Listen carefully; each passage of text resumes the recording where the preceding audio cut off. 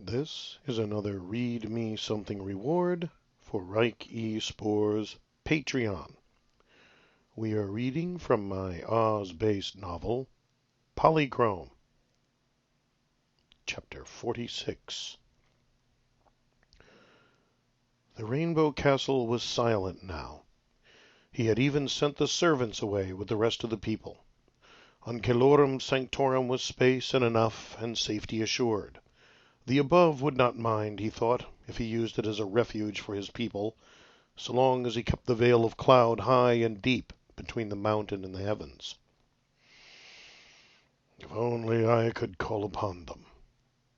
But I gave that up long ago when I chose this place, this world. His footsteps echoed endlessly through the high vaulted corridors, and the music of the spheres was sad and muted.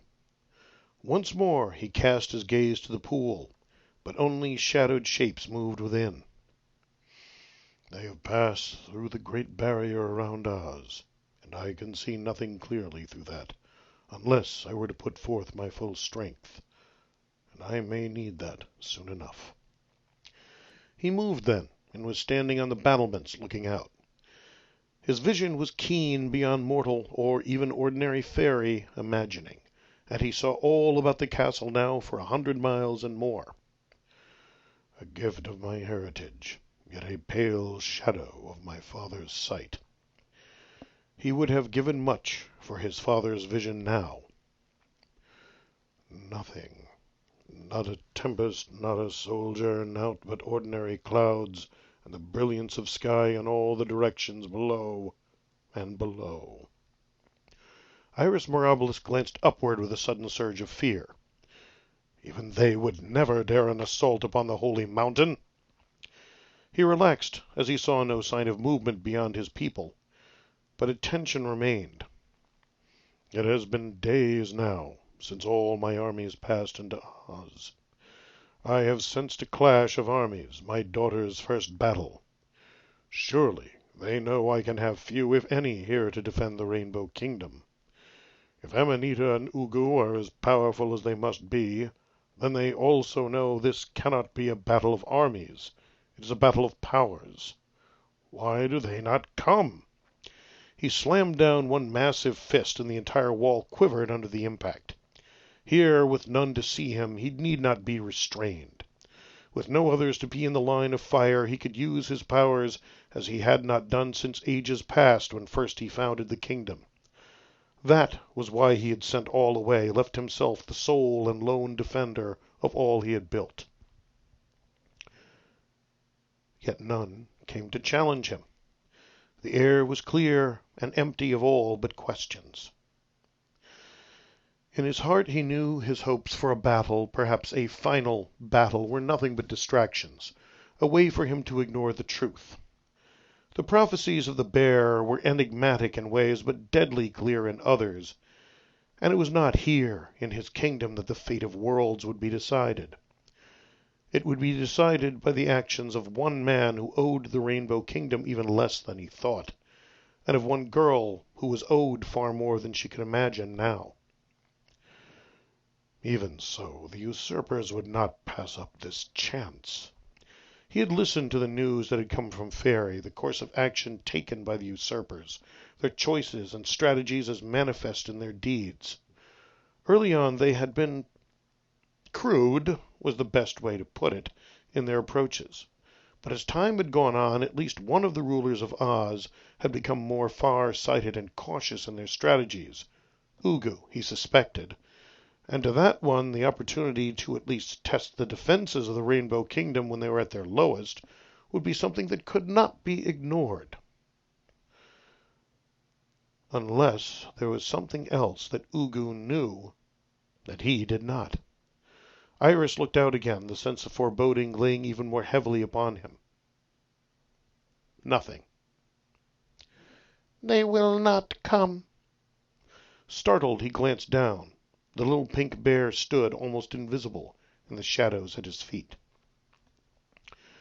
A chill ran down his spine as he took in the meaning of the words, and the fact they had been spoken by this comical-looking oracle.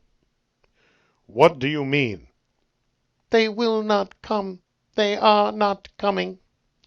The high-pitched voice was as jerky and semi-mechanical as ever, the voice of a passionless child as judge and seer.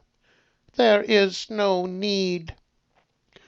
Now the chill turned to a dawning vague realization and horror. Why, if they timed their strike right, there would be no better opportunity, and little risk. They could withdraw and return their forces to Oz before the full forces under Nimbus and my daughter could reach the Grey Castle. "Because they know what you have planned, and use that to their advantage." He snatched up the tiny stuffed creature, shaking with anger and fear for everything he held dear. How could they know? "Once in motion the prophecy was. Then in their hands the prophecy fell." He was speechless with shock and found himself on his knees, staring at the emotionless black bead eyes. They have had the prophecy since Eric Medon arrived in the kingdom? The crank turned slowly. "Yes." It took nearly all his control to keep from crushing the bear in his hand. Why did you not tell us this, bear? "You did not ask. I am built to answer questions."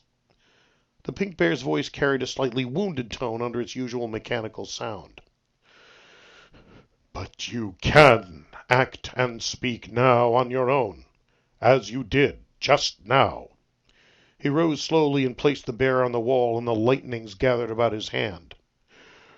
Now you will explain why you did not speak long ago, and explain well, or by my father and the above, I shall reduce you unto ashes, and scatter those so far that not all the power of above and below could gather them again. "Fate." Nearly he released the power. What? "Fate," the bear repeated. "destiny, word. The thread is spun, the words are spoken. Clotho lachesis atropos, urder vadandi skuld." He went cold, cold inside. You knew it would happen from the beginning. The little bear looked at him, and its voice carried a force and power he had not heard before. "The future is not known. It is only made. But the way to the future is guarded by many, and there is no victory without cost, no prophet who carries not the weight of the prophecy in the knowledge that many things must be allowed to happen, or there is no choice." Suddenly what stood before him was no stuffed, somehow amusing seer. Though its form changed not at all, he saw something else, a vast and shadowy presence that was more ancient than Iris Mirabilis himself, even older than his mighty father. "Is that what you wish, Iris Mirabilis, Bifrost child, sign of promise, Kamanabilu? To have all safety and knowledge, and take all of choice away?" The power held him in terrifying thrall, seething with the absolute certainty that it now held before him. "Would you, then, choose to have no choice?" He fell to his knees, stunned and appalled. No!